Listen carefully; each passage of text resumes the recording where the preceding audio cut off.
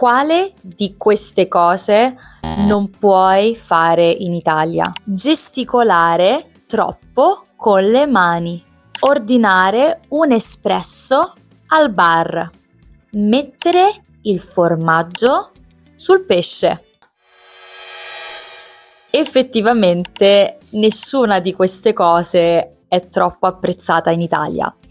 Hey, il mio nome è Paolina, sono un'insegnante di lingue e su questo canale parlo in italiano in modo lento, tranquillo e spero che con i sottotitoli e con il contesto tu possa migliorare il tuo italiano. Ovviamente nulla di queste cose è illegale, però ci sono delle cose che non vedrete fare a un italiano o a un'italiana. Sebbene la cultura italiana sia super amata, super anche conosciuta fuori dallo stivale, fuori dall'Italia, ci sono delle cose che sorprendono i turisti, sorprendono chi studia questa lingua e oggi ne parliamo insieme. Piccolo disclaimer: io credo che conoscere una cultura sia veramente importante. Ovviamente un conto è conoscere la cultura di un luogo, un conto è effettivamente riuscire a essere al 100% come chi vive in un paese. Se siamo dei turisti, è normale essere spaesati o non sapere determinate norme, determinate abitudini. È veramente normale. Nessuno ci vieta di fare alcune cose, ma potrebbe fare strano a chi è del luogo. Se c'è rispetto, si può fare veramente di tutto. Cosa fa strano a noi in Italia? Sicuramente fa strano quando qualcuno ordina un espresso al bar. Non perché espresso sia una parola strana, ma per noi in Italia è il caffè. Il caffè è l'espresso. Non ci sono altre tipologie di caffè. Ci possono essere un caffè macchiato, un caffè corto, un caffè lungo, un caffè ristretto. Ci sono diversi tipi di caffè. Piano piano si sta diffondendo sempre di più anche nei bar l'idea del caffè americano, ma è una cosa che in Italia non si ordina di solito. E quindi chiedere un espresso non ha senso, perché si chiede un caffè e basta. È superfluo dire un espresso e questa cosa l'ho capita molto bene quando ho iniziato a viaggiare e quando sono stata ad esempio in Albania. Ho chiesto un caffè e mi è stato chiesto: che tipo di caffè? Un espresso o un altro tipo? E lì mi sono detta: ah, giusto, perché da noi in Italia un caffè è sempre un espresso.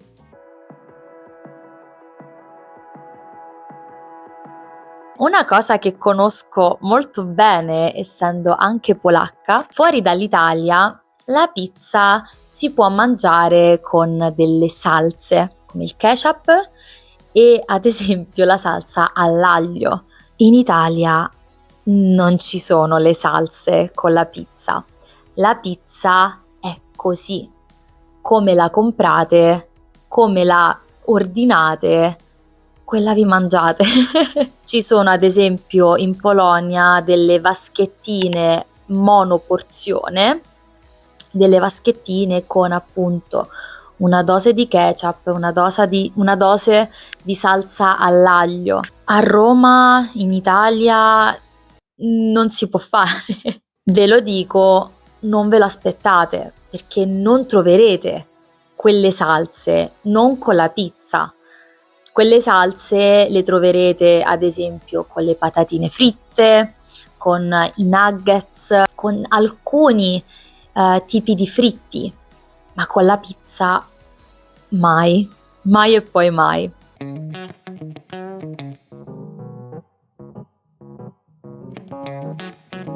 Rimanendo sul tema cibo, il cappuccino. Parliamone. Di nuovo, io sono cresciuta in una famiglia dove il cappuccino si beve anche la sera. In Italia è una cosa strana, è una cosa parecchio strana e ci sono italiani che prendono il cappuccino dopo mezzogiorno e dopo pranzo, ma sono delle creature rare, delle creature mistiche.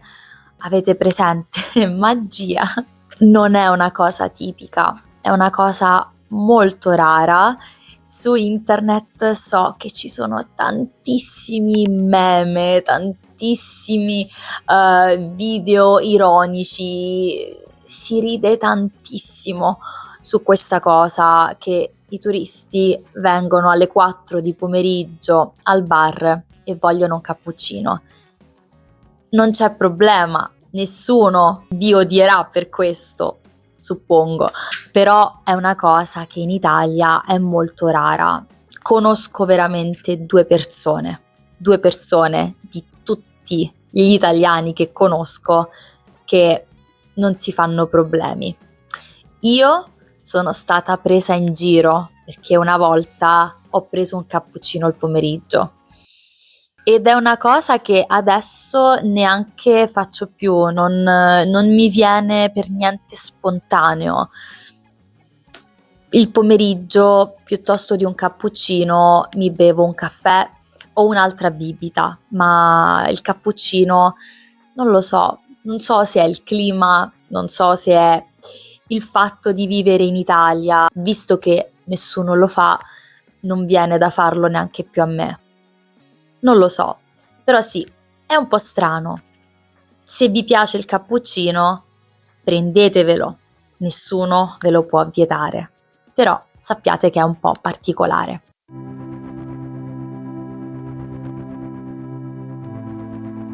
Molti di questi stereotipi che ho scritto sono sul cibo, perché in Italia il cibo è veramente importante, cioè non esagerano le persone quando dicono che per gli italiani il cibo è importante. Una cosa che non piace agli italiani è quando vengono storpiate le ricette. Storpiare vuol dire modificare, ma in modo negativo. Ad esempio, io mi chiamo Paolina. Se qualcuno iniziasse a chiamarmi Pauzina, Paulisna o qualcosa del genere, io posso dire che qualcuno sta storpiando il mio nome, lo sta modificando, lo sta cambiando e non mi piace.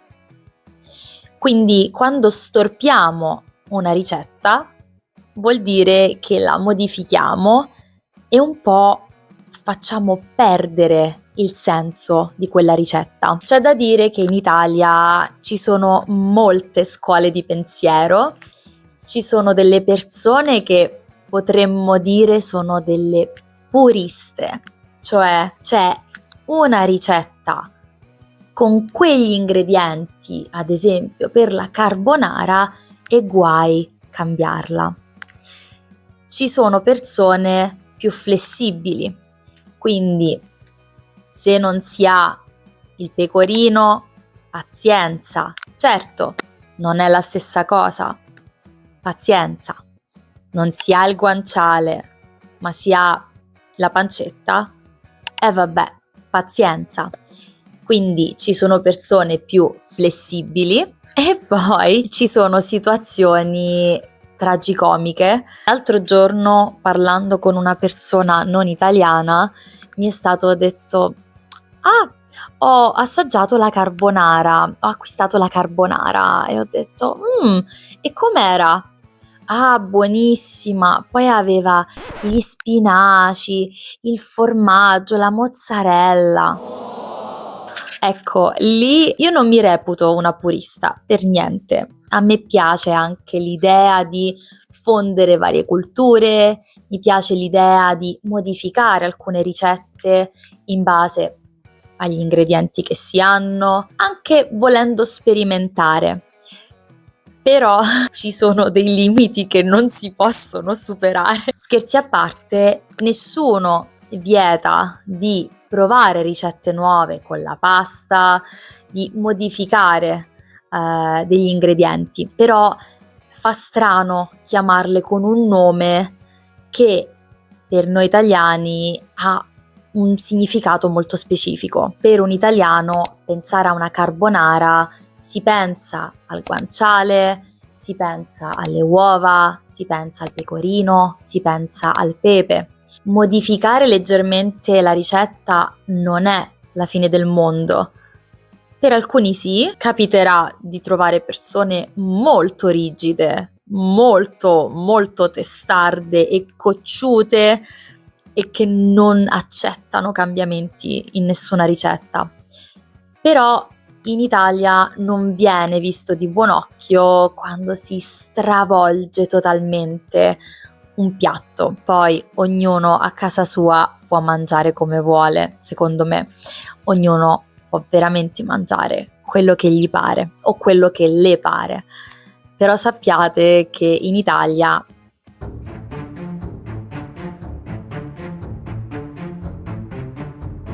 questa è una cosa molto strana, l'ho scoperta grazie ai social. C'è gente che taglia gli spaghetti. So che molti spezzano gli spaghetti.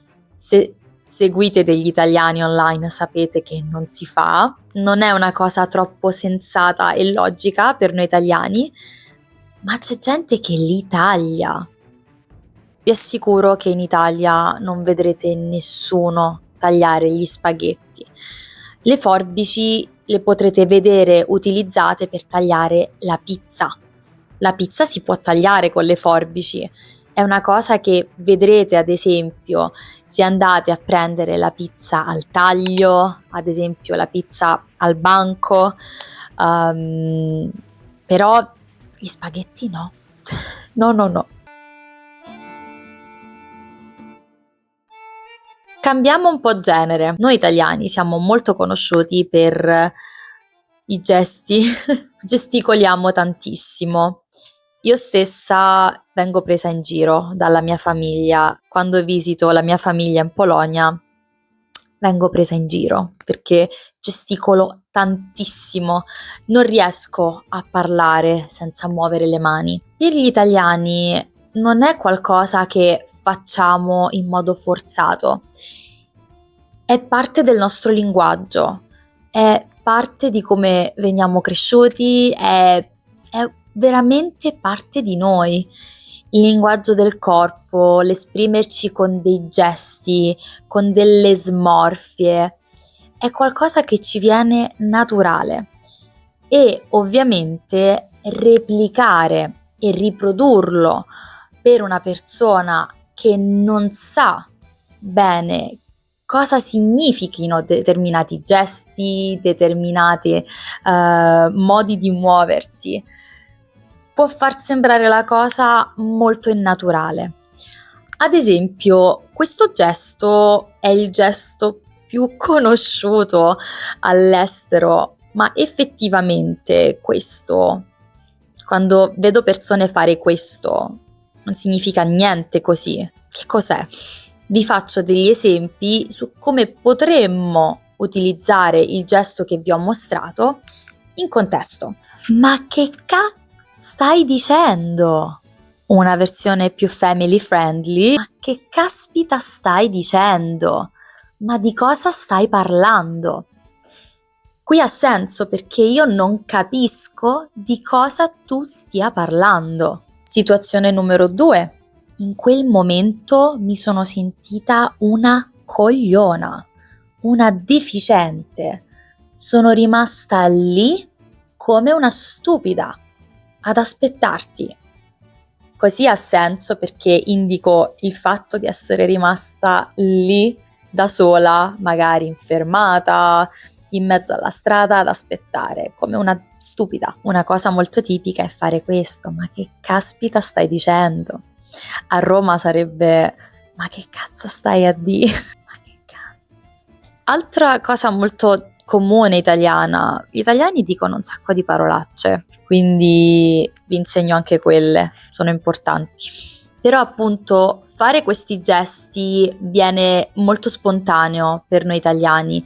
Quando una persona sta studiando l'italiano, io consiglio sempre di guardare la gestualità, guardare le serie, i video, e queste gestualità cambiano anche tra nord e sud e centro e isole, cambiano tantissimo, e a volte vederle replicate da persone che non conoscono il contesto o che non sono, diciamo, fluenti nel gesticolare in modo italiano, può fare strano, dà un effetto un po' di forzatura o anche quasi di presa in giro. Alcuni si potrebbero veramente offendere, può capitare. Più che altro sembra appunto il ricalcare uno stereotipo che sì è divertente, ma vi assicuro che gli italiani non lo fanno apposta, non lo facciamo apposta.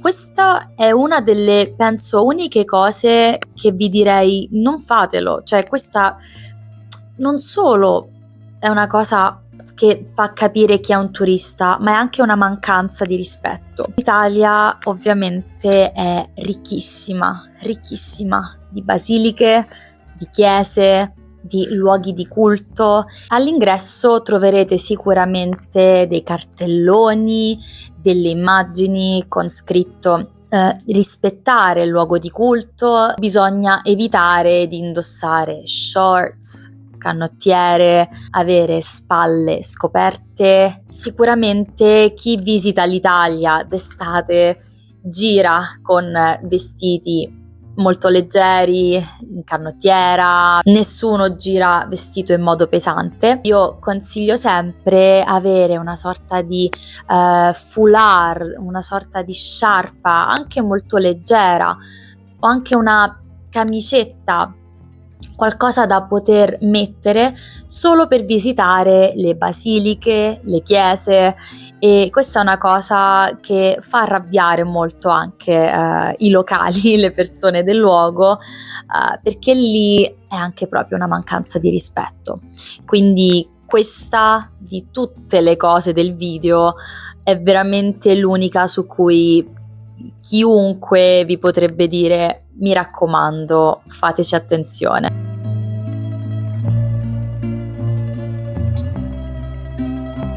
Oltre a limitare troppo quanto noi italiani appunto muoviamo le mani, facciamo smorfie, una cosa molto ripresa anche è l'accento e degli argomenti.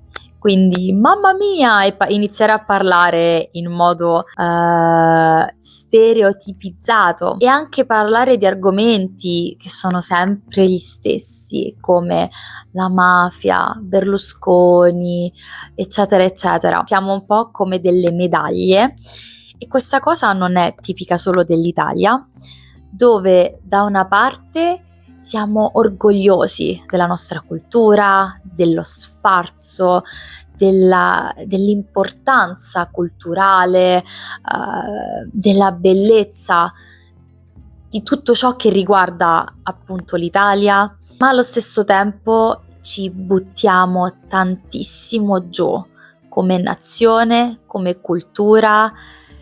Gli italiani quasi odiano gli italiani sotto certi punti di vista. Siamo molto negativi verso noi stessi, verso ciò che ci circonda. A livello sociale è molto complicato da spiegare, ma è una cosa che vedo anche in Polonia, ad esempio, in parte. Qualsiasi italiano o italiana si lamenterà dell'Italia, però guai a farlo se sei esterno. Anche sotto il mio video di Roma, dove descrivevo Roma, una cosa frequente che ho visto è stata qualsiasi commento negativo io abbia ricevuto sulla città era da parte di romani, da parte di persone che vivono a Roma. Ed è giusto parlare anche delle cose negative. Ci sono molte cose che non funzionano e altrettante cose belle. Se non sei italiano o non sei italiana e vuoi parlare della cultura italiana, il mio consiglio è ascoltare. Ascoltare chi si ha di fronte, ascoltare diverse persone, persone di diverso ceto sociale, persone di diverse regioni, persone di diverse età, anche persone che hanno mix culturali nella loro famiglia. Ascoltare più persone e avere diverse esperienze aiuta sicuramente ad abbattere alcuni stereotipi e soprattutto non si può fare di tutta l'erba un fascio. Questa è un'espressione idiomatica per dire ogni singola persona è diversa, ovviamente ci sono delle cose più frequenti, dei problemi più comuni, dei pregi più spiccati in alcune persone, però questo lo consiglio non solo per chi visita l'Italia o parla con italiani, ma è un discorso molto generico. Dobbiamo cercare di avere una mente più aperta possibile a tutte le culture, è veramente importante. E con questo messaggio un po' positivo decido di terminare questo video. Spero vi sia piaciuto, spero abbiate scoperto qualcosa di nuovo sulla cultura italiana. Fatemi sapere giù se avete altre cose che vi vengono in mente se siete italiani o se conoscete altre situazioni che vi hanno portato, non lo so, a litigare oppure avete fatto delle figuracce. Non vedo l'ora di leggerle giù in descrizione. Come sempre vi invito a seguirmi e a farmi sapere se volete che io parli di un argomento in particolare e noi ci vediamo al prossimo video. Ciao!